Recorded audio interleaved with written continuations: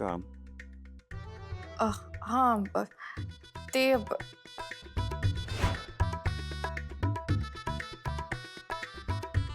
नाही, काही नाही, ठेवते.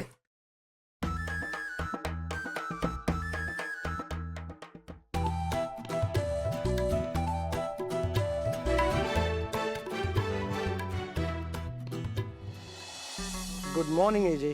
Good morning Deval. कसे आहो? All good.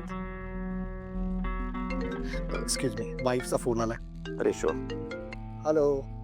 हो, मीटिंग संपली की आपण जाऊ फिरायला. Okay, bye. सगळ्या माणसांचा एकच प्रॉब्लेम असतो, कुठेही गेलं तरी आपल्या बायका काय आपल्या पिच्छा सोडत नाही, आणि यांना कुठे घेऊन गेलं तरीही प्रॉब्लेम. जनरलाइज करू नका, सगळ्यांच्याच वाईफ सेम नसतात. एजे, तुमचं तुमच्या वाईफवर खूप प्रेम दिसतंय मला. She has manage to impress you.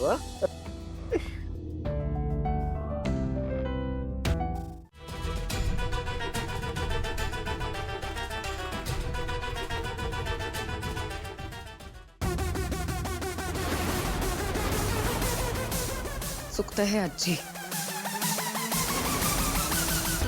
ही मुलगी हे घर मॅनेज करणार नाहीये. या घराचे 3-13 वाजवेल ही. इतकी वर्ष जे घर मी एकत्र बांधून ठेवलंय त्या घरातल्या लोकांना एकमेकांपासून तोडेल ही आजी. लीला या घरची जबाबदारी व्यवस्थितपणे पार पाडेल की तू म्हणतेस तसं ती हरेल हे काळच ठरवेल ना.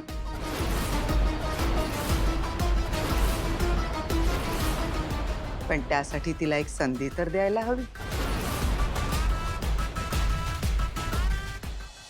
दुर्गा,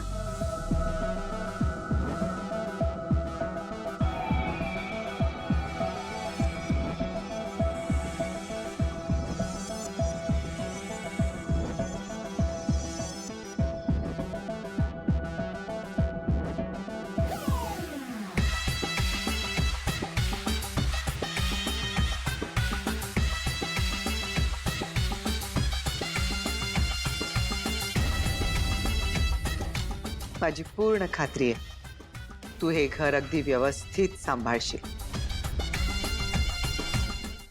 आणि तसं नाही झालं तर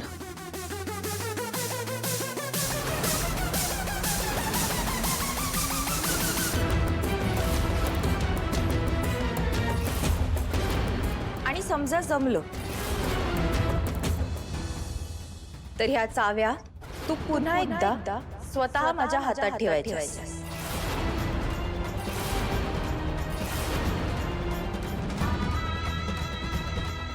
या लीलाचं चॅलेंज आहे तुला.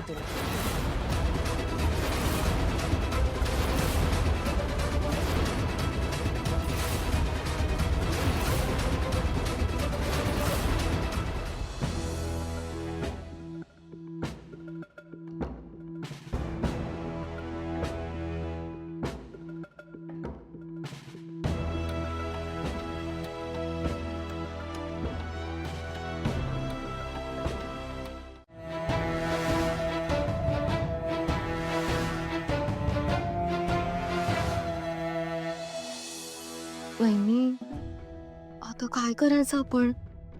एकतर ती लीला या घरात आली, आता घराच्या चाव्या पण तिलाच मिळाल्या.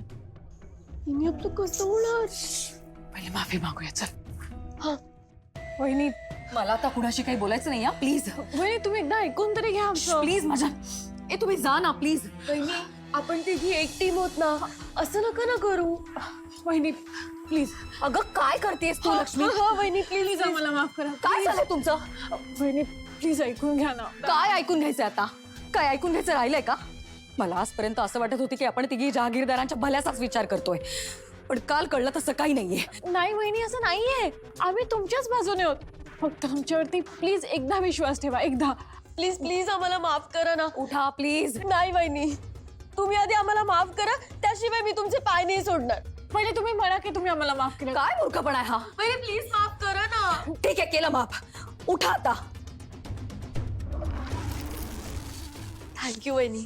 तुम्ही माझ्या पायात पडावं अशी माझी कधीच इच्छा नव्हती. तुम्ही माझ्याशी कशाही वागला असलात तरीही.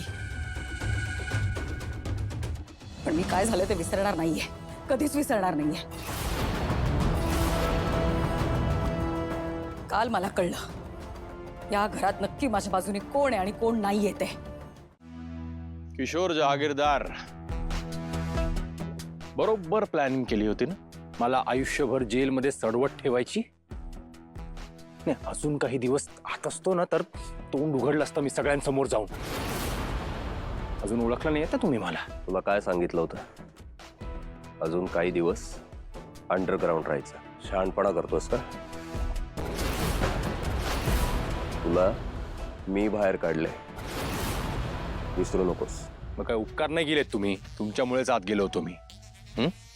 हे बघा, जर मी सगळ्यांसमोर जाऊन तोंड उघडलं ना तर तुमचं काय होईल ना ह्याचा विचार करा, मग दादागिरी दाखवा माझ्या समोर.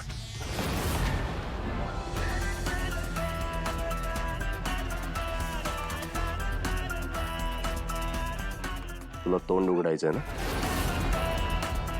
जा उघड. सगळ्यांना सगळं जाऊन सांग. पण त्यानंतर तुझी काय अवस्था होईल याचा नीट विचार कर. हे बरोबर आहे. आपलं काम असेल तेव्हा माणसांना जवळ ठेवायचं, नंतर त्यांना काम झालं की अलगद बाजूला करून टाकायचं. डिट्टो एजे आहात तुम्ही, एजे. सोडा सोडा. एजे मी एजे सर काय